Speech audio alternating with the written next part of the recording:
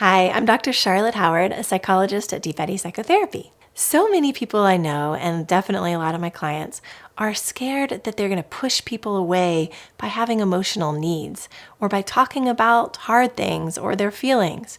The opposite is usually true, which is that being vulnerable and being open about who you really are really promotes connection and allows people to feel closer to you and have deeper relationships with you.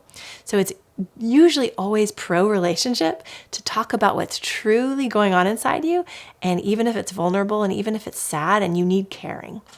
Now, this fear about being needy or pushing people away, a lot of people think that it's because they're too much. And I don't think that's the truth. So I kind of want to bust that myth. I think the truth is that when people are considered needy is when they don't receive well from other people. So if I'm asking this of you, can you help me with this? Can you support me? And then you try to support me and I'm just going on more about the problem. And I'm not showing you that your care for me is helping, then you're going to start to potentially distance or write me off as needy. Now, why? Because it makes you feel inadequate. People just want to feel valuable and helpful. And if you're trying to help someone and you just gave them something and they skipped right over it and went on with something about what else is bugging them or how life is so horrible, it just kind of makes you feel deflated and useless.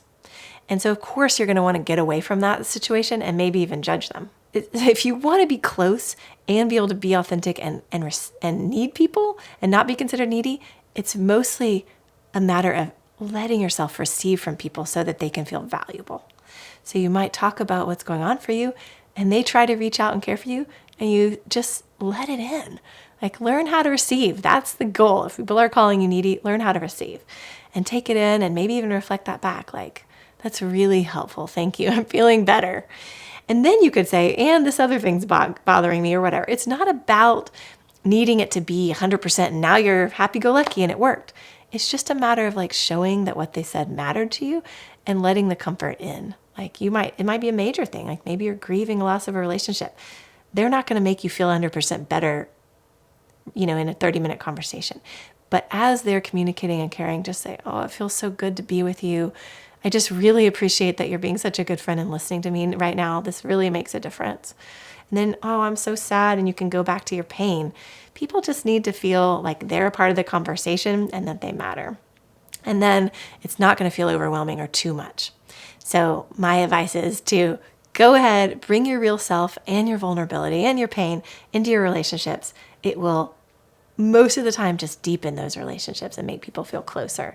But if you are finding that people withdraw from you, it probably doesn't mean you're too much and doesn't mean you're needy. It just means that you need to learn how to receive more and show the other person that they matter in the conversation.